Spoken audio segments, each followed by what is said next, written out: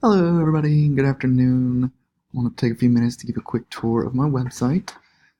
So on the homepage, you see the title of it. It's a Froggy Life. I titled it. I wanted it to be about the care and life cycle of the frog, but it has a lot of information on classrooms and how different teaching resources you can use as well. So the homepage just gives a quick upload or a quick look at what the site's going to be. Um, so moving on to the bio page, all about Josh. Obviously, this is going to be all about me, what I'm doing at LSU, what my major is, and just all the information you could ever possibly want to know about me. Moving on to the resources.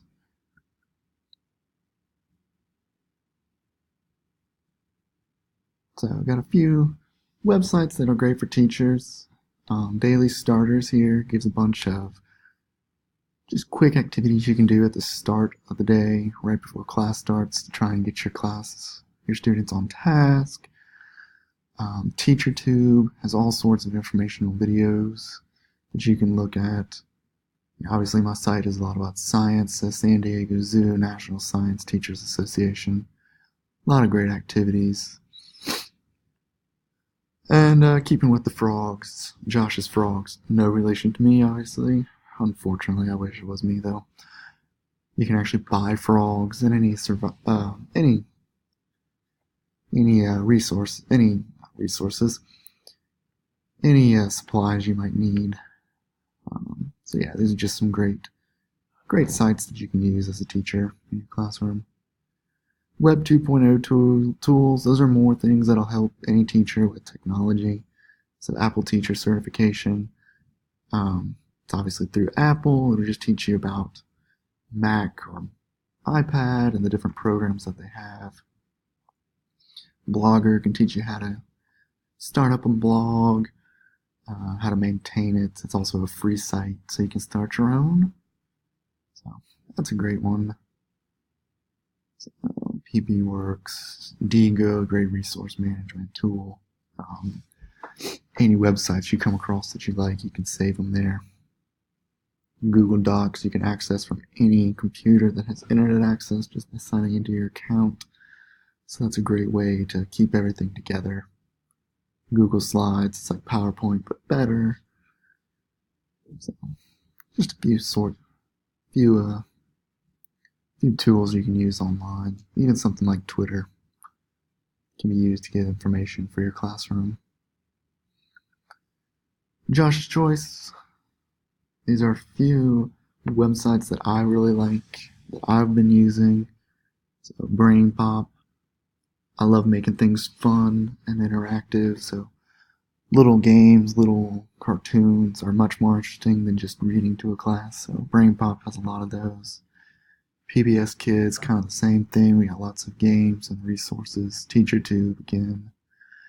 And San Diego Zoo, just lots of fun little resources that kids will love, that they can do in class or out of class. Anything they can want. So it's got a few tech projects that I did in class. This is a digital story about the Kahanzi spray toad. It's wonderful. I really enjoyed it. Let's see.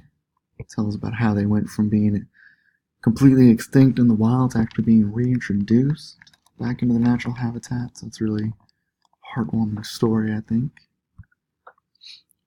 So the mobile app is all about Tinker Coding, which is a great resource for kids. It teaches them about coding. It's an online app they can use on Mac, iPad, iPhone. You can even access it through Windows. But it's real basics of coding that kids can get started with. And the PLN, PLE looks at the difference between the two, and then goes down and shows a few. This table here, if I can get it to go, this table just shows the different kinds of PLNs, and have a few links that can show my reflections of them, and a few that are fun of each category to follow.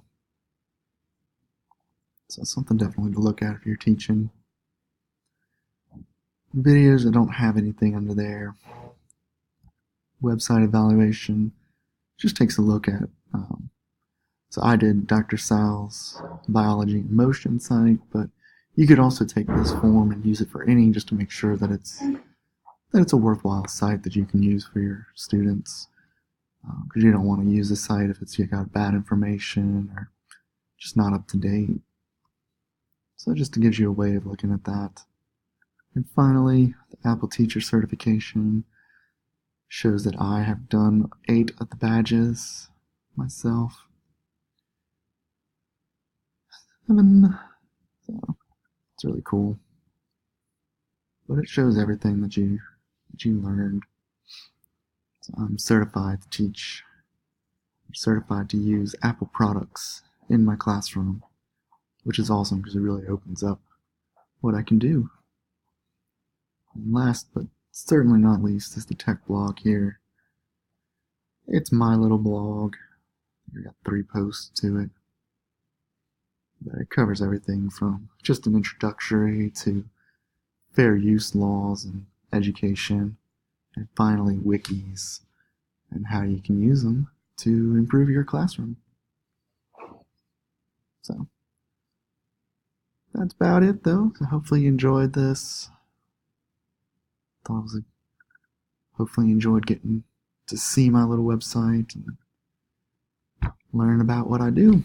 So thanks for watching.